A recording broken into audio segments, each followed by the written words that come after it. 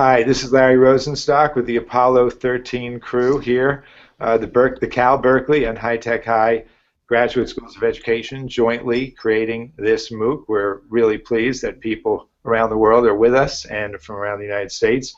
We're going to try to avoid United States specific language so that we don't lose our foreign participants to the best that we can. So we're going to introduce the panels tonight. Again, my name is Larry Rosenstock. I am one of the founders of High Tech High, the CEO of High Tech High, and also the Dean of our Graduate School of Education.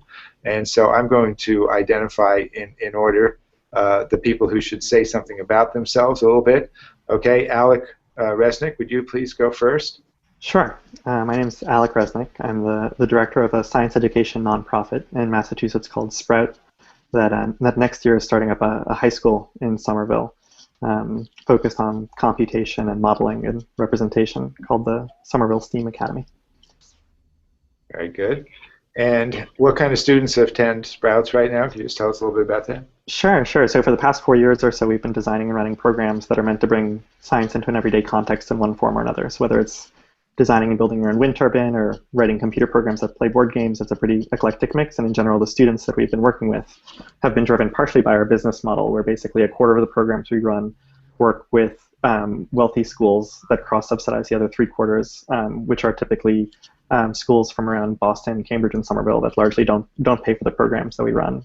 Over the past 4 years or so, we've gone from working with schools all around Massachusetts to increasingly focusing just on Somerville students, which are a heavy mix of Portuguese, Hispanic, Latino populations, which is not necessarily the only populations we've worked with in the past. Very good. Okay, thank you. And Max Green, a student at High Tech High, would you please introduce yourself and say something about how you got here and a bit about it? Sure. So my name is Max Green. I'm a junior at High Tech High in Point Loma. I was invited to this MOOC by Larry, my advisor, and I'm very grateful for that. Now I'm excited to talk about diversity in schools, especially since it's an issue that affects me. Okay, great. Thanks, Max. And now we have Anthony Conwright. And the way I see the screen, you're in this order, by the way, everybody. Anthony. Yeah, my name's Anthony. You were here when we started, and now you're a teacher here. What do you think? Tell us about yourself. Well, now that my students are now seniors, I think I'm getting old. But my name's Anthony Conwright. I teach 6th grade humanities. I graduated from the original High Tech High in 2003, and right after graduation, I started working in the after-school program at High Tech Middle, and became an academic coach and worked with students with special needs, and was given advice that I should be a teacher, and I took it, and I've been here ever since. And we're really thrilled that you are. And Melissa Agadello, would you please introduce yourself? Sure. My name is Melissa Agadello. I currently serve as Dean of Students at High Tech High Media Arts. I am, much to my shock and amazement, in my 19th year working in public education. I started out as a Teach for America teacher in '95, and have been through all kinds of iterations of working in all kinds of public schools. So happy to be at High Tech High for the last 6 years. Great, thank you. And Veronica Alvarez? Hi, I'm Veronica Alvarez. I am the Director of Operations, and I've been at High Tech High for 6 years as well. And one of my responsibilities is working on admissions, and so I think that's mostly what I'm going to be talking about today. Okay, and Patrick, you get to say hi too, please. Hi. The man behind the curtain, yeah? Yeah, Larry, you're the giant green head, and I'll be the little old man behind. Yeah, so hi everybody, welcome to week 3 of the new school creation MOOC. It's been a wild ride, and I can't wait for the next couple weeks to see how it's going to go. Okay, so I'm going to spend some time on some questions of my own before we jump into the questions that have been sent to us from others. You know, for those of you who are from other countries, there were 2 very significant court cases in the United States, one in the 1890s, which was Plessy v. Ferguson, in which the Supreme Court said that that the races should have separate but equal schools. And in 1954, there was a case called Brown versus Board of Education, in which the Supreme Court said that, quote, separate schools are inherently unequal. Even though the Supreme Court said that, we pretty much still are living in a Plessy world, except that they're unequal, but they are separate for the most part in the United States. Veronica, since you are the person who has learned a lot about admissions and a zip code-based lottery that attempts to be non-meritocratic, can you spend a little time in telling us how that works to assure, to the best of our ability, diversity? Sure. To the best of my knowledge, High Tech High has created this amazing lottery system where we use U.S. Census data to select our students and to basically ensure that our lottery results, the student population that we have at our schools, mirrors the community that is surrounding the schools, the San Diego community.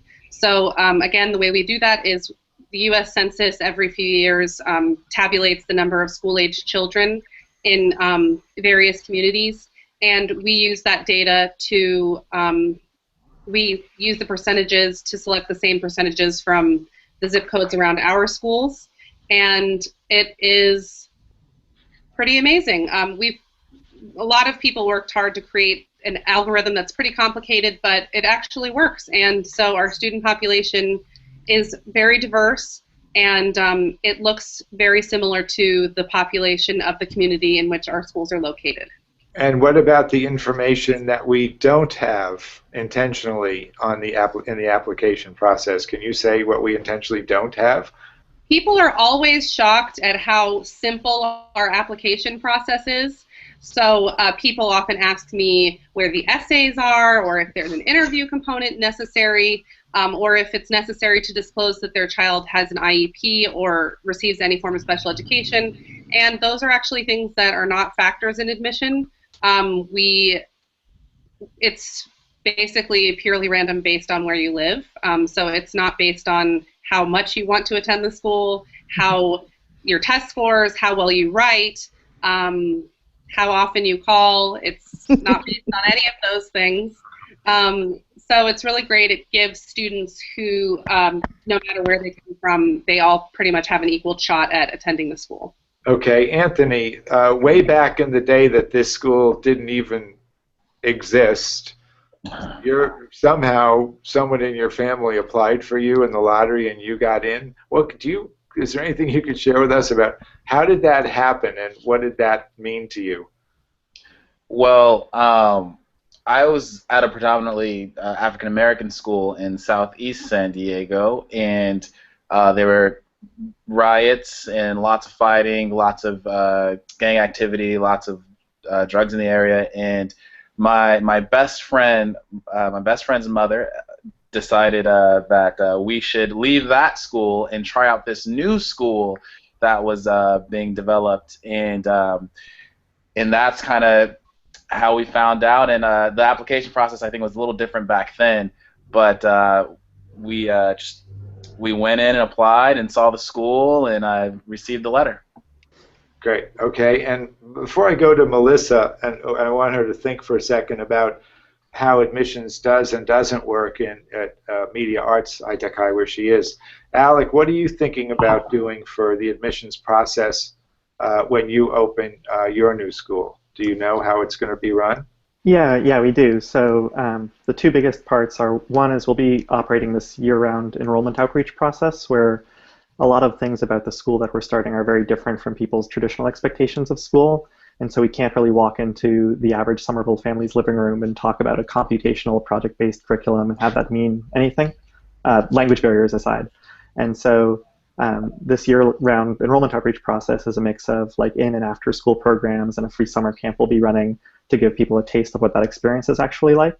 And then basically we have 9 months in which the onus is on us to generate basically a sufficiently broad and diverse distribution of interested families to achieve the following setup, where half the students will have been labeled by the district as quote-unquote struggling in one way or another, which for the district means they're in the bottom half of their MCAS, the state standardized test scores, and or their attendance rate.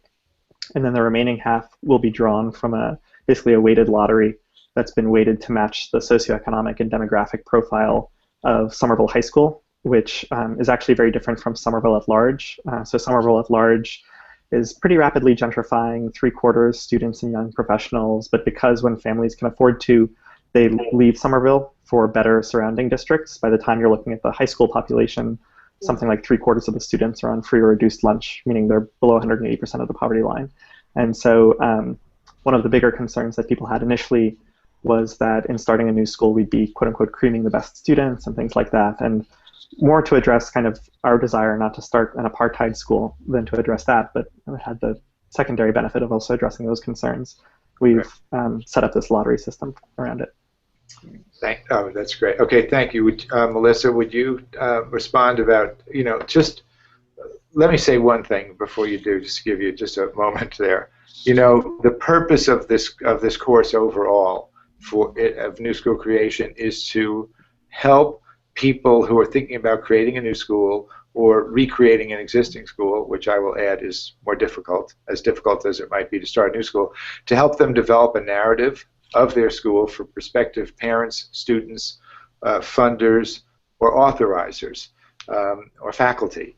And somebody a couple of weeks ago on the MOOC sent in a really great question. I think it was Katerina, if I'm not mistaken, from the Netherlands, which was, is the narrative, is the more elegant narrative, the more aspirational narrative, the same narrative that you write to your authorizer? And at the time, I would still say the same answer. I said, no. As a matter of fact, I mean, they have to be consistent, of course, on some level, but your authorizer is that's more of a compliance type of writing where they need to see elements in order to check boxes so that you can get licensed to operate. It shouldn't conflict with the elegance of your aspirational narrative, but the purpose of this course is to help us all try to be better than we are and to develop, as I said, aspirational narratives. Melissa, would you like to address, the experience that, so far prior to High Tech High or at High Tech High? Sure.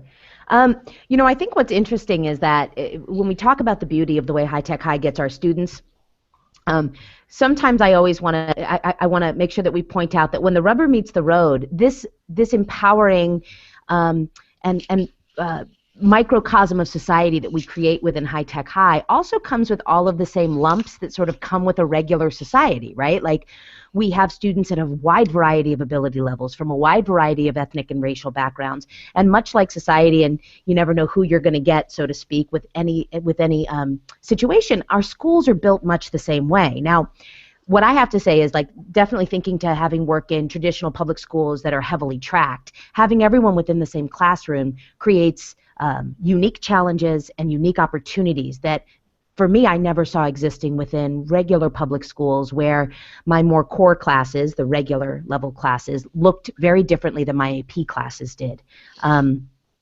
So I think it's an interesting study in looking at each microcosm within each class at High Tech High, because the gifts that the diversity brings also brings its own unique set of challenges. Yeah. Okay, and you just mentioned the thing about sort of the lumps of regular society. Anthony, do you remember, for some reason, of the many mistakes that we made in High Tech High? Of course, there's no innovation without error, as it's often been said. Anthony, because of the way we had you all, we decided to randomly break you up into a blue team and a yellow team, right? Which we did randomly. Do you remember how many students thought that the blue team were the smart kids and the yellow team weren't? Yeah, I think that's kind of one of those, partially just kind of, insecurities that a person would have. You see a certain group of people going in one direction, you go, oh, well, all these kids that really they like computers, and they happen to be on the blue team, so they must be smarter. I think it kind of actually gets back to what Melissa just said about how there are smaller microcosms based on the way society works. When I look at San Diego, I see the black population kind of is in one in one area, and so it's just when you put all of that in a school setting, I think you do end up with sort of misconceptions or assumptions about which kids are going to be smarter or which kids are going to get along a little better in a new environment. I was going to say that I think that brings up a point, though, that I don't know if we've mentioned in the school talk or on the website for the MOOC before, but students don't have a choice as to what class that they're in at our school. That's like a really big key defining thing, because that's so different than my high school experience, where I had like the 7 periods a day and I had to sign up, and there was kind of a lottery system in that because you didn't know which classes were going to fill up too early and that kind of thing. But at our school, the kids are in equity-based environments so that they're all getting equal access to the same amount of resources. At least that's the idea. But to do that, they can't really have choice about where they're going. Which we call a cohort model. Melissa, could you take a stab at describing how the cohort model works in terms of honors, non-honors, and things like that? Well, I mean, the easiest and the shortest answer is there are no honors and non-honors in most classes. Within each cohort, there's about 50 kids, and within that cohort, students are of all different varying ability levels. Within one classroom, therefore, with the full inclusion model, are students of perhaps very low reading levels, all the way up to students that are reading already university-level books.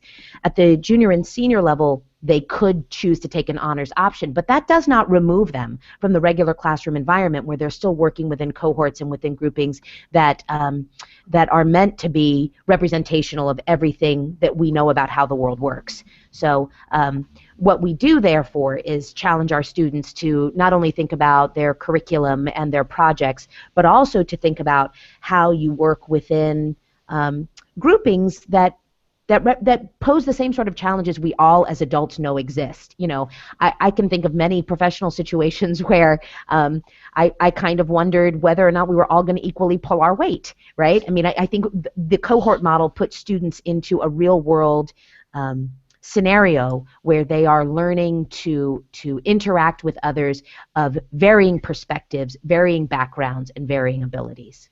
So this gives rise to this question about, can you have choice and diversity? Mm-hmm. I'm often, a lot of people who visit us say, well, but there is a self-selection bias for who applies. Anybody want to talk about that self-selection bias in the group? I will. Okay, Veronica, thank you. Well, I failed to mention earlier that part of my job, and what I consider a huge part of my job and a very enjoyable part of my job as well, is to do outreach and educate. I see it as like parent educator role. So I basically make connections with community members, community-based organizations, other schools, and in communities that are underserved educationally, or that are low income, or that are geographically far away from our schools and or not in the directly surrounding area. And I go and talk to parents and students about High Tech High, and actually just about school choice in general. A lot of families that we are looking to include in our community don't know about educational options, and so that's a huge part of what I do for High Tech High, is just outreaching to students who would not ordinarily choose a charter school, or who would not even know that they have many other options outside of their neighborhood school. And the other thing that we've done in the early going was we had students from, I don't know if you did this, Anthony, we had students from our schools go out to the neighborhood schools that they came from to show kids back there the work that they were doing. Did you ever do that, Anthony, at all? Do you remember? No, they would have run me out of there so fast. It may not have been safe for me to go to conference and tell kids to come to High Tech High. All right. Okay. So then, Max, I have a question for you, which I always love asking any student here. Mhm. When you are with cousins or friends from other places who don't know anything about High Tech High, and they ask you, what is that place like and how is it different from other schools, what do you usually say? I usually, describe High Tech High as a project-based learning school. I guess that's what it is at its core. And then I have to explain about how, I guess, what you said, we have a cohort model for education, so we don't have AP classes, and there's not so much emphasis on, I guess, tracking and test scores. And, a lot of times the people who I describe High Tech High to are, a bit confused about, especially, how well High Tech High prepares students for college and how much work we do.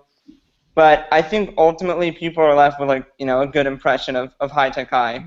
Okay, very good. Thank you. I would also add that a lot of people come misunderstand what we mean about personalization. We do try to personalize here, and they think personalization means like everyone gets their own locker with their number on it. And what we mean is, from within and your own voice and your own choice. I just want to Of make course. that clarification. So I want to move on to the questions that have now been, because we're almost halfway through, the questions that have come to us, and I thank everybody out there who has taken the trouble to send questions to us. Two of you have asked questions that are going to be more appropriate in a subsequent meeting when we're talking about hiring staff. Okay, getting a little feedback. So, gotta make this lower. Okay, so here's a question from Andrea Fanjoy from Toronto, Ontario. Assessment plays a big role in determining the school culture and effectiveness of pedagogy. What can we learn from High Tech High on creating a more promising model of assessment? Who would like to begin on that one? And this could, of course, doesn't have to be High Tech High specific for you, Alec, because you are going to be looking at the quality of your student work, right? Would you like to say something about what you're doing and already in Sprouts? Yeah, absolutely. So some of the people I work with always make fun of me for being too attuned to language, but I think one of the nice places to start with a question like this is the fact that assessment is something that's usually done to students, and most of the things that we want to focus on are phrases that are things like demonstrating competence, like things that we're asking the students themselves to do or that the staff themselves do. Because oftentimes, like in the programs we run, the way we frame a program, so for example, a program we just finished up where people were designing, building their own wind turbine and working in teams to do a bunch of different kind of clean tech projects. There are really natural dimensions of performance for the project, like the efficiency of the turbine or the satisfaction of the family that you're working with to install that project in. And even though those are connected to things that people typically describe as like curricular standards, we never want the students or staff thinking in those terms when they're thinking about, is the work they're doing hard and personally meaningful or authentic to them? And then our job is to kind of translate it into those terms. Because ultimately, when we set up a project with students, we want them to have a sense of what success looks like that has nothing to do with the staff's opinion of it, unless they perceive the staff to be like an expert on that subject, where they're soliciting their artistic input or their mathematical input, or they think of the staff as like a client or a recipient of that project. And so ultimately, we want those kind of dimensions of performance to be totally outside of the fact that it happens to be a quote-unquote educational context. And that's mostly where we try to push it. And we have to do a lot of work to kind of interface with the fact that curricula exist and standardized tests exist and all that type of stuff. We've tried to pull that out from the student's experience as much as possible. Very good, thank you.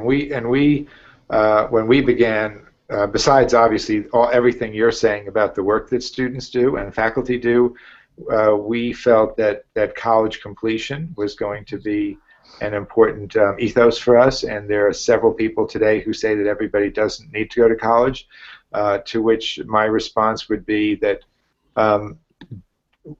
even those kids who ultimately might not go to college are better served by not being segregated from those who are and from programs that prepare them and expect them so that they might be. Melissa, can you say something about what we do about that? That is a form of assessment in a way for us, and it gets us out of the box of standardized test scores, is having the college completion rates that we do and what you do in that regard. Sure. Well, there's a couple things that came to mind when I read that question. First of all, I definitely appreciate the idea that assessments determine a school culture. And towards that end, one of the questions I always appreciate comes up quite a bit in conversations with teachers is, do you teach history or do you teach kids? Are you looking to prepare kids to be successful as a freshman in college, or are we looking to create, this isn't my quote, this is from an author, well-adjusted 35-year-olds, right, who are able to look around and really also understand so much more about their world than just whether or not the test that they took is going to be reflective of what they're going to have to do next year at whatever the college they're at. So I appreciate that. One of the things that I think goes into building the high-tech high culture is that we constantly are asking ourselves those bigger questions. Do you teach math or do you teach kids? And I think if the answer is I teach kids, then I think the way that you approach assessment changes. And I think that it changes towards that personalization and towards that personal rigor. But it doesn't mean that that doesn't also include important questions around content and around learning as well. I think that goes towards building a culture where kids feel valued for their learning, their thinking, and their production at their own pace, and feeling valued for what they see and for how they see it. And I think that when you have a student body that's in particular as widespread as ours is, finding ways that you can value those student voices through assessment and through regular classroom projects that integrate perspectives is really the only way that you can bring together that kind of a microcosm and have it work, particularly in cohorts that are only 100 kids large or 150 at the most. Thank you. And I want to go back to Alec for a second when he said that your friends are kind of tease you a little bit about your focus on language. Yeah. A favorite quote of mine from Confucius is, if you want to change the society, you need to change its language first. And even as Melissa points out, this word assessment, what do we really there's a lot of meanings of assessment, and what is it that really counts. And so for this next question, I'm going to focus in particularly on directing it to the four of you who work or attend High Tech High.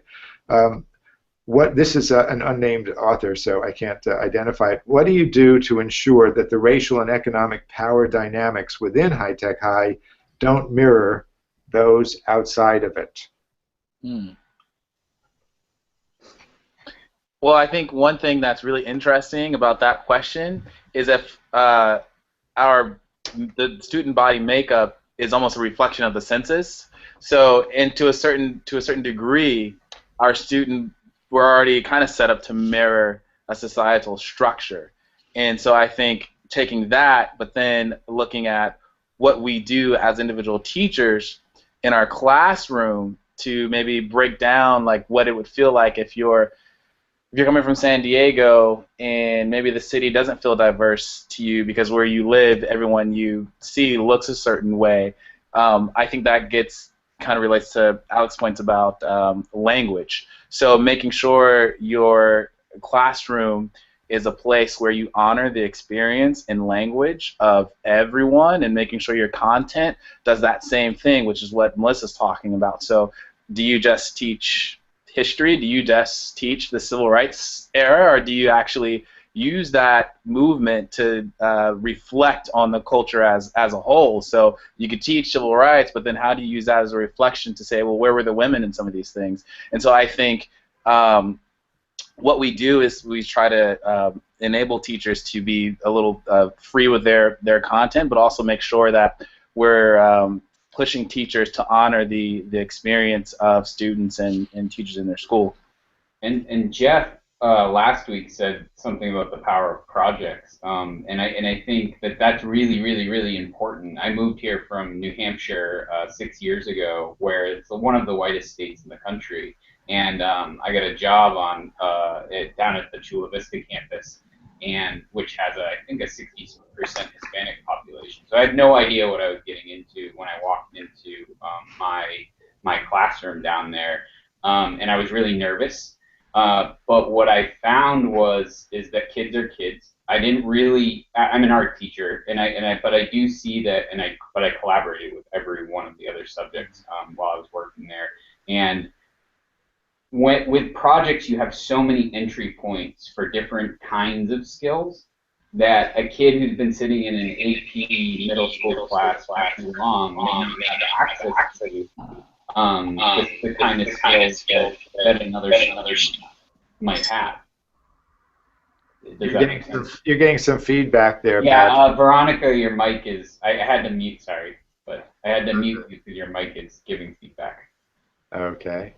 So. All right, Melissa, I see you're ready.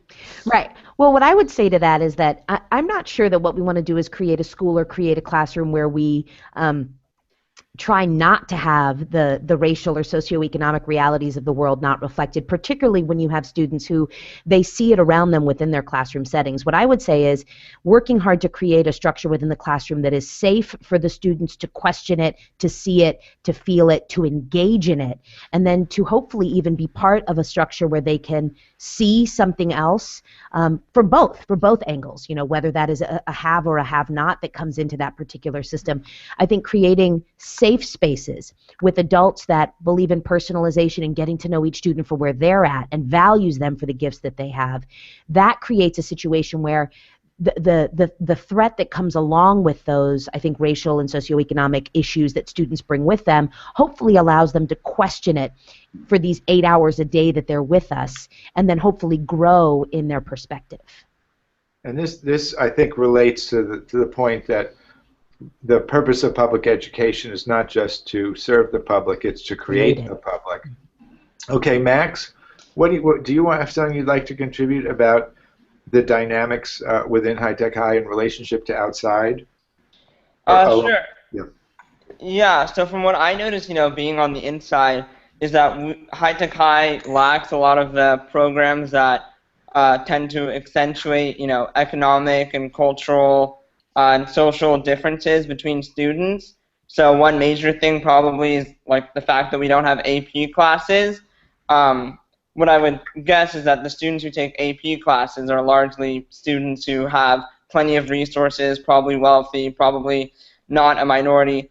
And so that's one way, I guess, that we make sure that the racial and economic powers in the school don't mirror those outside of the school. Mm-hmm. And then beyond that, having all the students sort of mixed up and not being able to choose their classes creates a lot of healthy cultural exchange and kids interacting with kids of completely different backgrounds. And, on top of that, we have a faculty that's extremely diverse, so no one really feels that they're, alienated at the school. Okay, really good. Thank you. And so our next question relates to something that we've all been talking about, which is the fact that we have housing segregation, and that school segregation is essentially an outcome of housing segregation. At the same time, there's something to be said about neighborhood schools. And here's that question, which is, what have you found to be an effective response towards stakeholders who lionize, quote, neighborhood schools? I'm thinking about specifically communities where students must overcome the impact that poverty has on learning and race and socioeconomic status are homogenous. So what about this challenge? Because we are not a neighborhood school. We intentionally located ourselves as close to downtown as possible.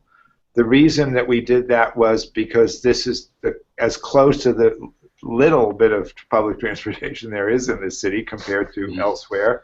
And also because of the feeling, whether we were correct or not, that downtown, besides that it's where people go to work, it sort of belongs to everybody, and therefore it sort of belongs to nobody. Anyone want to comment on our relationship here? Because people out there are going to, and certainly Alec, you're going to be dealing with this, about not being a neighborhood school. Alec, do you want to say anything about that? Yeah. Sure. There are a few different responses that we have when people bring this up, because typically in our context, people's concern is in some ways just the opposite. Because Somerville has enough economic diversity, people are already sensitive to that issue. However, the weakest claim I feel like you can make is that regardless of whether neighborhood schools are good for everyone, it's clear that there are enough people who want something that feels diverse and feels democratic and represents some picture of a healthy civil society that you should be able to run a school like that without having to intrude on other people's desire to do that. A second, a little bit stronger claim is that even if a particular family wants a neighborhood school, They should be open to having a conversation about whether that desire contributes to broader kind of like social and civic responsibilities in terms of exacerbating inequality, or even if it's nice to know all of your neighbors and walk to your school, recognizing that all of your neighbors look like you and work in industries similar to you might carry with it a certain responsibility to contribute in a different way to the broader kind of community. Because most of the people that we hear advocating for neighborhood schools, sometimes there can be kind of ugly undercurrents that are racial or ethnic without even meaning to be, where people just feel very uncomfortable with the idea that their kid's going to be hanging out with people whose values and background look so different than that. And usually when we start pushing that direction, because we have the luxury of not needing to, we're not governing an entire school district, we're just saying we want 40 kids a year who are excited about what we're offering. We can usually carve out a niche in the conversation for people to accept that. Very good. Melissa, I didn't know if you were wanting to contribute to this or not. Feel free to decline. I will decline at this time. Okay, fine. So now we have this question of we're getting a little bit into there are several questions that people are asking about standardized testing in relationship to all of this, and we are going to be dealing with some of this later on. But I think it's worth flirting with some of these questions because there are biases that are built into standardized testing. So since we're talking about equity, I think that we can carve out some room in this conversation for how we're all struggling with it. Okay, the first question is if common intellectual mission, which is one of our design principles, also means no tracking, how does a project-based learning school deal with state standards that are based on tracking? Moreover, how does standardized testing play a role in the program's overall design? For example, the size of our school and the size of our cohorts, because we intentionally have small schools and we have small cohorts. Before I see who would like to pick up on that, and that, by the way, came from Zahn in Madera, California. You know, oftentimes when people say to me, how come you only have, a few hundred people in each of your schools, because high schools typically have 2,000 or 3,000 people in them, my response is, how come in every private school in the United States there's usually a few hundred kids and they're charging $25,000 or $30,000? If it was such a good idea and they were getting multiples more than we do, why don't they have 2,000 or 3,000 kids in their schools? And the reason is it doesn't work that well. And so size of school, I think, is a significant factor in having students emerge, basically. So as far as state standards are concerned, does anybody want to? Well, I'll just have to say that's a great thing that I love quoting people. Einstein said, "Is not everything that can be counted counts, and not everything that counts can be counted." What about state standards and their relationship to what we're dealing with? Melissa, do you see that come across your plate at all with the teachers in your school? I think that even in a project-based school like High Tech High, certainly we do grapple with questions like the fact that our students need to post a good SAT score, right? And they need to be able to produce on certain tests that do continue to be valued in ways that are important to them, like for college admissions or being able to reach a certain benchmark that's going to make them eligible for some certain school that they may be looking at. And what I would say is, I think that there's a very healthy way of looking at those tests in a way that conceptualizes those skills and values them for what they are, and perhaps doesn't overvalue them for what they aren't. I will also say that in a multi-skilled classroom, it poses a sincere challenge for teachers that are working with students where, what happens when you end up with a beautiful product, but that only half your class really contributed to it, and the other half was still struggling with really working within those systems that are part of a project-based environment. And I think those very real questions, they all factor into those standardized test questions. I will say that what we know, looking at the outcomes and what our students have done, their success in the university is without question, and their ability to understand the need for something like an SAT test or preparing for those sorts of tests and valuing them for what they are is also reflective in how our students have succeeded. So. Okay, and thank you. And Alec, do you want to say anything? Because you mentioned a little bit before about MCAS and some of the things you're going to have to cope with. Sure, sure. I mean, so we've naively, unlike a lot of other people on this call, we've never actually run a school, but naively, we're trying to approach this pretty adversarially in the sense that neither student nor staff necessarily intrinsically care about standards. They care about doing good work. They care about getting the jobs they want, starting the families they want, getting into colleges they want.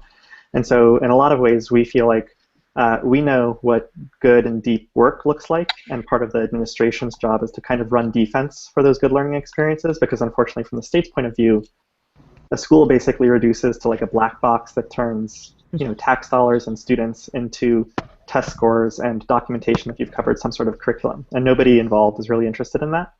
And so, for example, for us, that's concretely translated into an approach where we want the students and staff to be designing and coming up with projects that they work on, and then we explicitly set aside staff and students' time to retrospectively map those projects back onto curricular standards, just to try to kind of broaden the room so that when staff members walking into the room, they're not thinking, okay, today these 25 students need to cover this set of standards, like this particular unit, but instead they're thinking, okay, this next month or two, this person should really deal with this handful of issues that they haven't confronted in past projects. And so anything we can do to kind of loosen or make that more expansive, we try to do, with the understanding that if our students do end up going on to succeed in college and the workforce and their families are happy with the outcomes, that'll, I think, earn us plenty of cover so that even if we do end up being kind of B or C MCAS students, that's not, or a B or C MCAS school, that won't be such a big deal.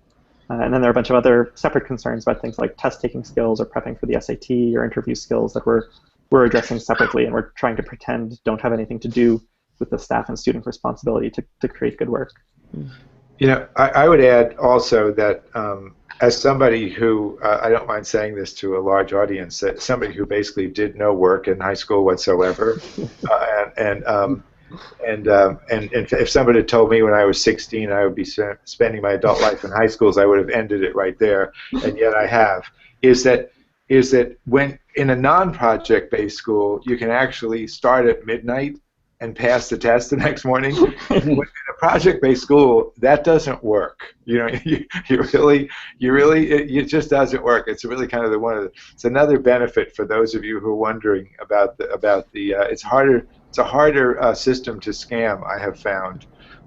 So it is a benefit. And also, of course, the other challenge, which we've not really talked about a project-based school in terms of diversity, is when kids feel that there are other kids that are not pulling their own weight. This also happens, by the way, when you have teachers who are working in teams, as opposed to the typical school in which teachers are working in autonomous isolation. When teachers are working in teams, all of a sudden teachers are far more sensitive to other teachers who are not pulling their weight. I think it's healthier to have a structure in which that is revealed so that you can improve it. Okay, so Kay is a questioner who always comes up with a really good one every week, and she has once again. With regard to your school's demographics, can you speak to the pros and cons of having a specific target audience, e.g., at-risk students versus an all-population audience? What about specialized schools? So as you're each thinking about it, we had Plessy, in which the Supreme Court said separate but equal. There were a lot of people in the NAACP, which existed at that time, who thought that separate but equal would be better than integrated. There are a lot of people today who think that would be better. Debbie Meyer took a different position, if I may quote her, who ran Central Park East in East Harlem, when she said, I fear that if we come to a place as a society where we feel that we can teach our own better than others can teach them, if it doesn't work, we have a problem, and if it does work, we might have a bigger problem, which is a very interesting way of putting it. So what about or single-sex schools, for example, single-gender schools? What about that question? Anybody want to speak to it in any shape? I feel pretty fortunate to have left a school where there were a lot of people that looked like me, and being someone who wasn't super smart at the beginning stages, it felt good to be integrated with people because I learned so much. And I think as an adult, I can see how those cultural experiences played out. I mean, like even small things when it came to food, like not understanding that kale was healthy for you because like all I ate, collard greens. And so when I met students that came from families that ate organic food, I had an opportunity to take that and learn from it because in my neighborhood I didn't have a store that sold organic food, and I could only imagine like what I would have missed out on if I wasn't in a place where there was that sort of integration. Even when it came to when it came to knowledge, a lot of the school before I came to High Tech High, a lot of people in my community were religious, and so when I came to High Tech High and met people who weren't religious, I learned an entire new area of content, and so I feel pretty fortunate to have been a student in that environment and now teaching it. Teaching in that environment, I also feel I have an opportunity to provide students with new learning opportunities that they may not have had otherwise. Okay, and if no one else, I'm going to go to, oh yes, Veronica and then Patrick. I'll try my headphone and see if that helps. I just wanted to say I did attend an all-women's college, and it was a fabulous experience. But I think, as Melissa said earlier, there is a huge benefit to preparing our students for the real world. And so the real world, for the most part, the world that we hope that they enter into is a diverse world and a world where they'll come in contact with many different types of people. And so I think it has an extremely high value to be a part of that world in high school. Thank you. And was it you, Patrick? Yeah. I was just going to say, I think I talked to you about this 2 years ago, Larry, when I interviewed you and Rob and Ben about the core of our school, because we were doing those exercises as a staff. We were trying to derive the core, and you had talked about how when we had given, I think there was like a 5th period in the day or something like that, where all the students were given choice, and they naturally segregated themselves back into like what they were comfortable with in their own cultures that they came from within their neighborhoods, as opposed to trying new things. And that was when I think you guys were experimenting early on with like giving kids a choice on what classes they could take, and they were starting to do that. And I can attest to this phenomenon of like culture kind of breeds sameness. Like it's hard to get innovation out of always being exposed to the same ideals and principles, because I'm not from a black neighborhood at all. I'm from a very poor town in low socioeconomic town in New Hampshire, and we were viewed by the towns around us as the poor town. And I can say I was only one of 13 kids from my graduating class that even went to college. And that was just because people didn't believe that that was something that they could do. So yeah. Okay. Oh yes, Melissa. I just want to chime in and say I think there's a complicated interplay in the United States, as in many countries, around race, ethnicity, gender, socioeconomics, sexual orientation. All of those things are a complicated interplay, and I think that the more that we can push our students to think past that which is provided to them, kind of, the things that are provided to them immediately, right? Like the things that factor into those identities that are provided to them by family and those things that are immediately in their own circles, the more that each of them, for their uniqueness, can begin to understand and negotiate themselves as a particular entity. I am thinking in particular around students of color and students who often, from all different areas, that benefit from the cultural relativism you get by being in a socioeconomic, racially mixed grouping. And I don't think that, one of the things I love seeing actually at our schools is how within classrooms, students are placed into these amazing classrooms where there's all these different people and their groups are all different. And yet, yes, often when they leave for lunch, I see them leaving within groupings that are racially homogenous and they reflect a certain neighborhood. And I wonder about like how healthy it may be for them to be interplaying within both of those things, factoring both of those things into their notion of themselves, and what a healthy interplay it can be for them. So I just want to say too, I guess Yeah, I would just be repeating myself. I think that's all I wanted to add, is that I think that that's an important interplay. I wanted to add something. This was like phenomenal. I can't not talk about this really quick before we go to the next thing. But like, one of the biggest differences between High Tech High and my high school, which I had a smaller high school than the high school I was teaching in down in Chula Vista, was there was a lot more violence in the high school that I was teaching in. One of the side effects of having kids in these classes where they're rotating in groups and projects all the time is they begin to humanize each other much more naturally, and they don't commit violence to each other. I saw this, like, you will walk into the Chula Vista camp, and I can't speak for all the other campuses, but I assume they're the same.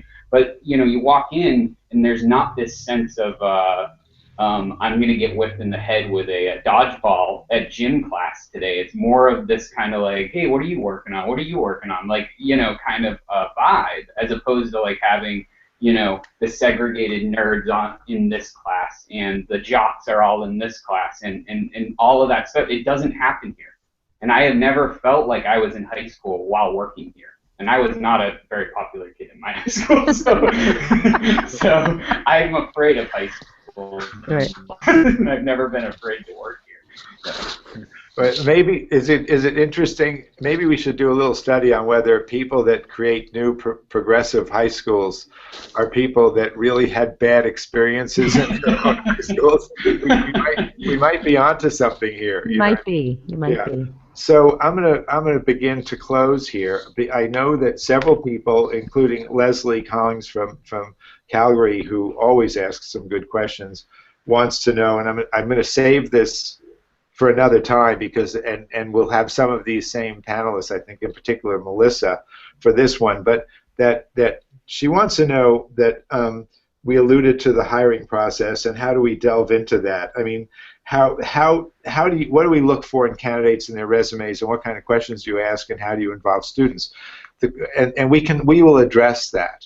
However, the larger question that I'm going to leave us with, because it really is a topic for another day, and it's a very big one, is the question of having the challenges of having the demography of the staff represent the demography of the student body, and how important that is, and the challenge, given the history of structural racism, of certain populations not having comparable opportunities to go to college and become teachers and all those things. And so it's a difficult and complex conversation. And I think that in closing, I just didn't want to close a conversation about the diversity of the student body without leaving open this other complicated question, which is a very profound one about the same issue in relationship to the staff. So with that, I want to thank everybody who's been listening tonight. I want to thank the University of California at Berkeley, someplace I'm very, very fond of, and the Dean, Judith Warren Little, who co-authored us this. And Alec, would everyone please say your name again and a last word for each in turn. Okay, Alec, then Anthony, then Max, then Melissa, then Patrick, then Veronica. All right, well, it's a pleasure. My name's Alec. You guys should feel free to contact me. I don't know if my contact information is up somewhere on the MOOC or not. But I think they can find it. Okay. Yeah, because we're just making up a lot of this stuff as we go along, and these are really important issues that I don't think people pay enough attention to before giving up on them when they're designing a school. Good, thank you. Okay, Anthony? Anthony Conright. I think one thing that's just really important, which in whatever school you're going to be at, is just to remember to try to give students as much voice to express their experience, and then to create a safe environment so those experiences can be honored. And so regardless of whatever culture you're coming from, you can be seen as a person with an experience and a unique perspective that then can be used to humanize you a little bit. And so I think that is really a safe environments really create learning environments more than anything. Anthony, I need to share for everybody, it is one of the purest joys in the world as an educator when one of your students becomes a teacher in your school, especially you. Okay, Max. So this was a really amazing experience being a student on this panel and seeing basically all the effort that goes into making my school a really unique and diverse place, and I'm glad to have been a part of this discussion. Okay, thanks, Max. We will have you back again because you made a great contribution. Melissa? Melissa Agudelo. I'm always just happy to be part of these conversations that are looking at opening up education, dissecting it, and thinking about it in a way that's hopefully new and innovative. Because, I think about one of my favorite quotes is, if you do what you've always done, you're going to get what you always got. And so I'm happy to be part of any conversation that's about doing this differently so that we don't continue to get what we always got. Great, terrific. Okay, Veronica? Okay, Veronica Alvarez Grajeda, just wanted to thank you for allowing me to participate, and also offer, if any people have additional questions, specific questions about how we conduct the lottery and the admissions process, to feel free and send me questions. By the way, for people who are watching Veronica, if we go back to Veronica, Patrick, if you can do that. I know what you're going to want to look at. Yeah. That is an art project. We do a lot of integration of art and math, and that's about the beauty of phi and the triangle, and basically, and the kids picked Marty Feldman, the actor, because he didn't do too well. And leave it to teenagers to come up with that one.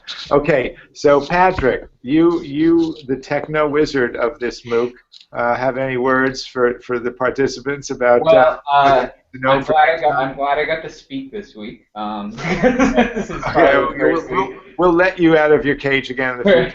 This is probably the first. Well, and we got all the tech stuff rolled out. I think we've hit a good stride on these. So looking forward to next week. Your assignment for week 3 is due on Friday at 2 p.m. and your stuff, the peer reviews or comments on other peers' work, is due on Saturday.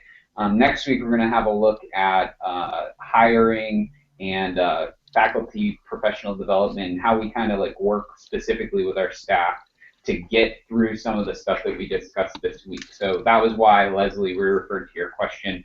It's definitely something that we're going to be covering next week.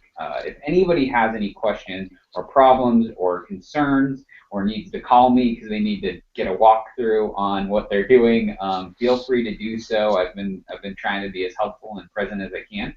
And this is a very malleable course. We're learning as we go along. So feel free to give as much feedback as possible.